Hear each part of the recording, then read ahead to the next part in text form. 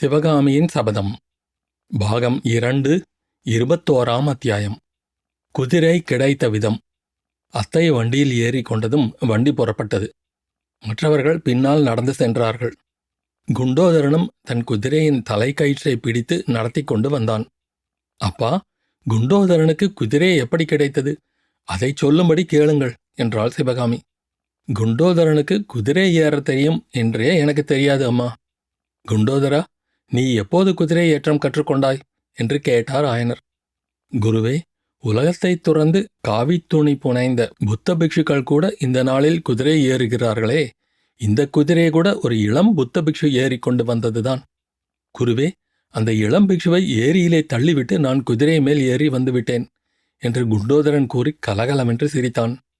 குண்டோதரன் சொல்லுவதெல்லாம் நாகநந்திக்கு கோபமூட்டுவதாயிருப்பதைக் கண்ட ஆயனர், குண்டோதரா, இது என்ன? என் சிஷ்யன் என்று பெயர் வைத்துக்கொண்டு இப்படியெல்லாம் செய்யலாமா? கொஞ்சமும் நன்றாயில்லையே என்றார். சிவகாமி, அப்பா, குண்டோதரன் அப்படியெல்லாம் ஒன்றும் செய்திருக்க மாட்டான், வேடிக்கைக்காக சொல்கிறான் என்றாள். இல்லை இல்லை, நிச்சயமாகத்தான் சொல்கிறேன். இங்கே இருந்து 2 காத தூரத்தில் சாலை ஓரமாக ஒரு ஏரி இருக்கிறதே, நீங்கள் பார்க்கவில்லையா? அந்த ஏரியிலேதான் அந்த இளம் பிக்ஷுவை தள்ளினேன் என்றான் குண்டோதரன். நாகநந்தி பெரிதும் கலக்கமடைந்த குரலில் ஆயனருக்கு மட்டும் கேட்கும்படியாக, சிற்பியாரே, என்ன நடந்தது என்று விவரமாய் கேளுங்கள் என்றார்.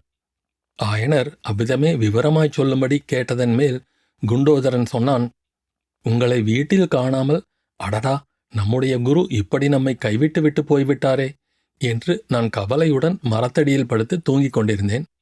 பல குதிரைகள் வரும் சத்தம் கேட்டு விழித்துக்கொண்டு மரத்தடியில் மறைவில் இருந்தபடி பார்த்தேன். வந்தவர்கள் அனைவரும் அவசரமாய் திரும்பி போய்விட்டார்கள்.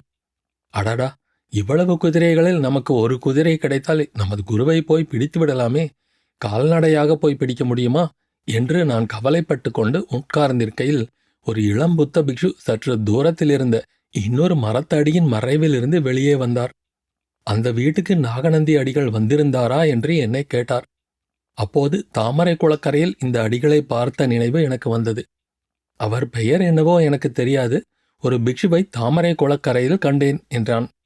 இளம் பிக்ஷு சற்று யோசித்துவிட்டு கிளம்பினார். வழித்துணை கிடைத்தது என்ற சந்தோஷத்துடன் நானும் அவருடன் கிளம்பினேன். ஆனால் அந்த இளம் பிக்ஷு என்னை ஏமாற்றிவிட்டார். கொஞ்ச தூரம் போனதும் காட்டின் மறைவில் கட்டியிருந்த இந்த குதிரை மேல் ஏறிக்கொண்டு என்னிடம் சொல்லிக் கொள்ளக்கூட செய்யாமல் வேகமாய் போய்விட்டார். ஆஹா, யாரை நம்பினாலும் நம்பலாம், புத்த பிக்ஷுக்களை மட்டும் நம்பக்கூடாது. இதோ நம்முடன் வரும் அடிகள் நீங்களாக சொல்கிறேன் என்றான் குண்டோதரன். ஆயனர், குண்டோதரா, பெரியோர்களாகிய புத்த பிக்ஷுக்களைப் பற்றி தூஷணை சொல்லாதே, பிறகு நீ என்ன செய்தாய் என்று சொல்லு என்றார். நானா? நான் என்ன செய்வது குருவே? நமக்கு குதிரை இல்லாமல் போனால் போகட்டும், கடவுள் கொடுத்த 2 கால்கள் இருக்கிறதல்லவா என்று எண்ணிக்கொண்டு கிளம்பினேன். 2 நாள் பிரயாணம் செய்ததில் கால் வலி கண்டு இன்று மத்தியானம் ஏரிக்கரையில் சாலை ஓரமாக உட்கார்ந்து கொண்டிருந்தேன். அப்போது பாருங்கள், அதே இளம்பிக்ஷு குதிரை மேல் வந்தார். அடிகளே, இதென்ன எனக்கு முன்னால் கிளம்பினீர்கள், பின்னால் வருகிறீர்களே என்று கேட்டேன். என்னை பார்த்ததில் அவருக்கு அதிக ஆச்சரியமாய் போய்விட்டது. ஆமாம் அப்பா, இந்த காலத்தில் கால்நடை பிரயாணத்தை விட குதிரை பிரயாணம்தான் அதிக ஆபத்தாயிருக்கிறது. பல்லவ ராஜாங்கம்தான் தரித்திரம் பிடித்த ராஜாங்கமாயிருக்கிறதே. எங்கேயாவது குதிரையை கண்டால் யுத்தத்துக்கு வேண்டுமென்று கைப்பற்றிக் கொள்கிறார்களாமே, அதற்காக பயந்து பயந்து வரவேண்டியதாயிருந்தது என்றார். அப்புறம் பிக்ஷு குதிரை மேலும் நான் கால்நடையாகவும் கொஞ்ச தூரம் வந்தோம். அப்போது பிக்ஷு அடிக்கடி தாகமாயிருக்கிறது தாகமாயிருக்கிறது என்று சொல்லிக்கொண்டே வந்தார். அவர் மேல் எனக்கு மிகவும் பரிதாபம் உண்டாகிவிட்டது. அடிகளே, இந்த திவ்யமான ஏரியில் தண்ணீர் குடித்து தாகம் தணித்துக் கொள்ளுங்களேன் என்று சொல்லி அவரை குதிரை மேலிருந்து ஒரு தள்ளு தள்ளினேன். பிக்ஷு ஏரியில் விழுந்தார். அடடா, என்ன ஆனந்தமாக அவர் ஏரி தண்ணீர் குடித்தார் தெரியுமா? இதை கேட்ட சிவகாமியினால் சிரிக்காமல் இருக்க முடியவில்லை. ஆயனர், அம்மா, இதென்ன அசந்தர்ப்பமான சிரிப்பு என்று அதட்டிவிட்டு, அடப்பாவி, அப்புறம் என்னடா செய்தாய் என்று குண்டோதரனை பார்த்து கேட்டார்.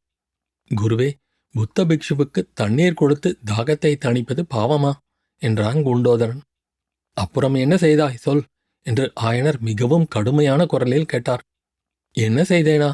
பிக்ஷுவுக்கு நீந்தத் தெரியாதென்று தெரிந்ததும் கரையிலே கிடந்த அவருடைய மேல் வஸ்திரத்தை எடுத்து அதன் ஒரு முனையை கரையிலிருந்த மரத்தின் வேரில் கட்டினேன். இன்னொரு முனையை அவர் பிடித்து கொண்டதும், பிக்ஷுவே, மெதுவாக கரையேறி வந்து சேருங்கள், நான் போகிறேன் என்றேன். அப்போது அவர், ஐயோ, ஓலை ஓலை என்று அலறினார். என்ன ஓலை என்று கேட்டேன். நாகநந்திக்கு கொண்டு வந்த ஓலை, கரையிலே கிடக்கிறதா பார் என்றார். கரையிலே பார்த்தேன், ஒரு ஓலை கிடந்தது. அதை எடுத்து அவருக்கு காட்டி, ஓலை பத்திரமா இருக்கிறது, கவலை வேண்டாம் என்று சொல்லிவிட்டு குதிரை மேல் ஏறிக்கொண்டேன். அவ்வளவுதான், இங்கே வந்து சேர்ந்தேன் என்று குண்டோதரன் தன் கதையை முடித்தான். குரோதம் நிறைந்த குரலில் நாகநந்தி, ஆயனரே, தயவு செய்து உமது சீடனிடமிருந்து ஓலையை வாங்கிக் கொடுங்கள் என்றார். ஆயனரும் கலக்கத்துடன், குண்டோதரா, என் பெயரை கெடுக்கவா நீ என் சீடனானாய்? நல்ல காரியம் செய்தாய். போகட்டும், இவர்தான் நாகநந்தி அடிகள். அந்த ஓலையை கொண்டு வந்திருக்கிறாயா? இப்படி கொடு என்றார். குருவே, அப்படியா? நான் நினைத்தது நிஜமாய் போயிற்றே. இவர்தானா நாகநந்தி அடிகள்? சுவாமி, இதோ ஓலை என்று குண்டோதரன் நாகநந்தி அடிகளிடம் ஓலையை கொடுத்தான்.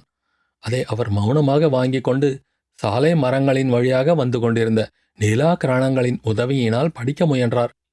ஆனால் படிக்க முடியவில்லை என்று தெரிந்தது. பிக்ஷுவின் நடை முன்னை காட்டிலும் வேகத்தை அடைந்தது. அந்தச் சாலையில் வண்டி சத்தத்தையும் குதிரையடி சத்தத்தையும் மனிதர் காலடி சத்தத்தையும் தவிர மற்றபடி நிசப்தம் குடிகொண்டது. மனிதரின் பேச்சு சத்தம் அடியோடு நின்றது. அத்தியாயம் முடிவு.